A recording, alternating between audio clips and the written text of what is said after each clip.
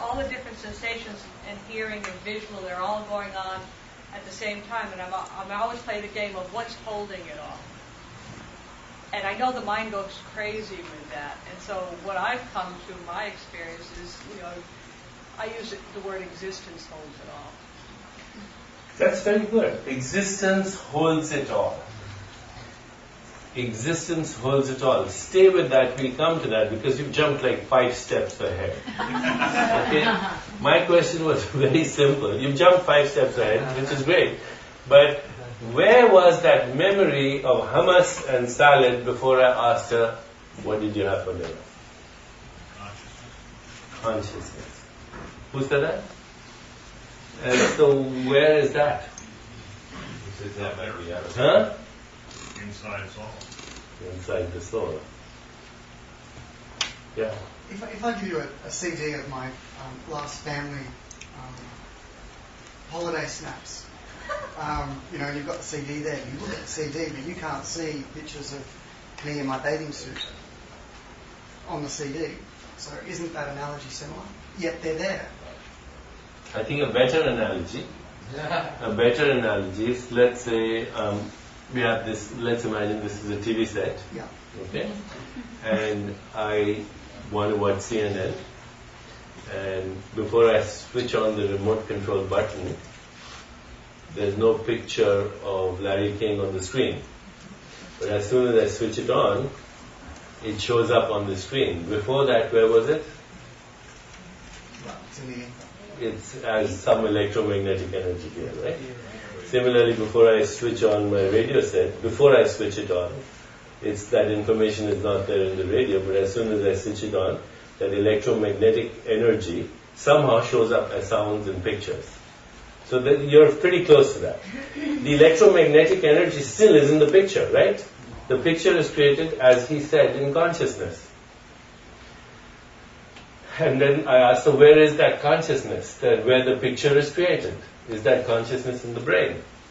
Only the electromagnetic energy is in the brain. Where is that consciousness in which that picture or that sound shows up? That's what I want to get to. But if we understand that one basic thing, and you guys understand it on another level altogether. I'm just this crazy guy who likes to understand it scientifically. So on another level, you don't have to even try and figure out scientifically. But let me show you that it's a very interesting thing to try and figure out, because if somebody next time asks you, where do we go after we die? It's where that hummus is right now, before I ask you. And it's where that hummus goes after we stop thinking about it. So, yes? It's kind of interesting, though, that I don't bump into her hummus. You could, if you were in the same consciousness stream as she is. If you were psychic. And we'll try and figure out what that means also. Yes, sir? I think nature itself have a consciousness that inform every single being in the planet, in the universe. Something like God. Mm-hmm. Yes. Whatever God it is. Yeah, I'm coming to that slowly. You guys are so far ahead. Okay, have we agreed that the color, the sound, the touch, the form is not in the brain, even though you experience it right now as I asked you to do it? When you have a subjective experience of color, sight, sound, taste, texture, smell, that even though there's a biological correlate to that, which is an electromagnetic energy, a plus-minus charge, the experience is not in the brain, it's in consciousness, you've just said it. We're just trying to figure out where that consciousness is, okay? Now, forget that subjective experience, but look at me right now, okay, and listen to what I'm saying.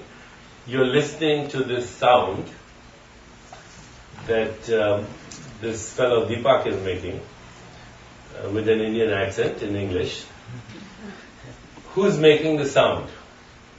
And where is it being manufactured?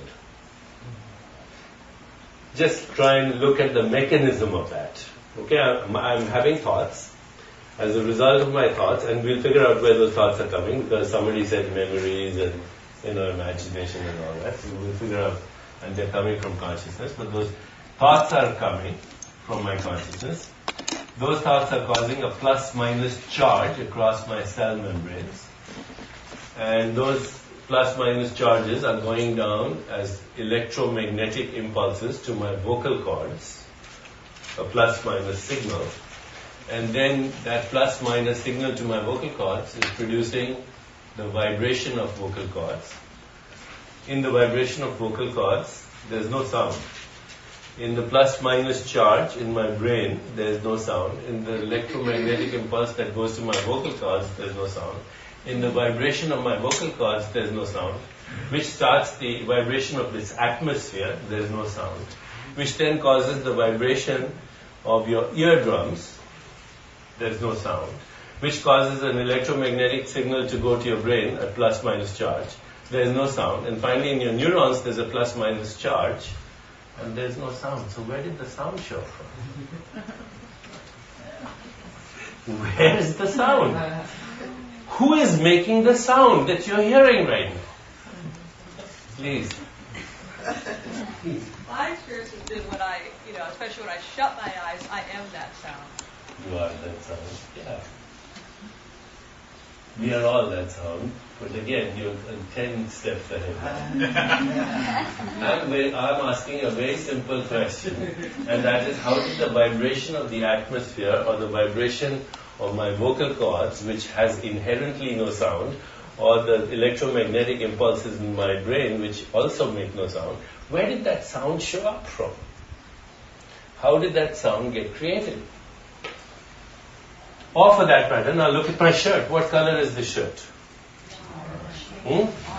Orange. But orange is a massless, colorless electromagnetic radiation, if you know anything about science, right?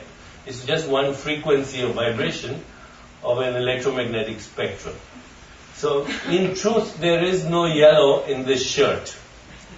There is no yellow in the signal that goes from here to your eyes. Otherwise, we'd see it here, right? It's an electromagnetic signal, which is a plus-minus charge. There is no yellow in the electromagnetic signal that goes to your brain. So where did the yellow come from? Isn't yellow and the word sound just names for a vibration that travels in different formats? Yeah, they're names, they're memories. Where are those memories? Unified field.